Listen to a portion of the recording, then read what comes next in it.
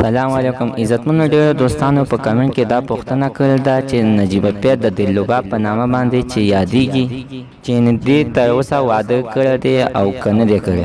عزتمن زموږ دا ویډیو داسې تر اخره وګوره، تاسو ته به پوره معلومات در ورسېږي. او د دې ویډیو نه مخکې زه ته دا یادګي نه وکړم، تاسو که چېرې زموږ په دې چینل کې نوي وئ حتما داسې زموږ همدا چینل داسې سبسکرایب خوا کې یو ساده ټلۍ نشان ووهه چې هر یوه نوې معلوماتي ویډیو تاسو ته په اسانۍ باندې در ورسېږي. عزتمنو نجیب پیر سپیلی په پاکستان کې د ډرامو کار به یې کولو. په دې هغه ټیم کې دا خبره نه کوله چې زه یوه افغانۍ یم، او نه یې داسې څه خبرې کړې وې چې زه دلته کې زما زندګي نه تېرېږي او دلته زه خفه یم. ځکه عزتمنو چې هغه ټیم کې دې په لاس کې وظیفه وه، خو دې چېرې دا خبره کړې وه نو د دې د لاس نه دغه وظیفه تلله. عزتمنو کله چې د پاکستان حالات خراب شو او خودکشیانې پکې کېدلې او بم دماکې پکې کېدلې، دې په هغه ټیم کې د پاکستان نه انکار وکړو او سمدستي یې وویلې چې زه یوه افغانۍ یم او زه غواړم چې خپله زندګي په خپل وطن کې وکړم.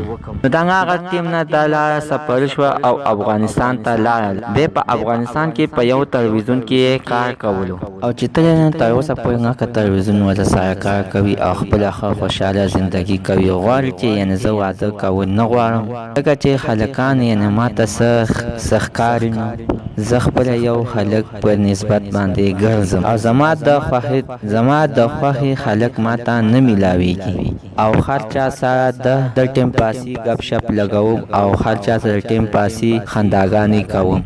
دغه شانته ډېرو کسانو راته د واده اپر کړی دی، خو ما ورته انکار کړی دی. هغوی راته بیا د ډالرو او د روپو اپر کړی دی، خو ما ورته بیا انکار کړی، ځکه چې ما ورته ویلې چې زه د پیسو دپاره چا سره واده نه کوم.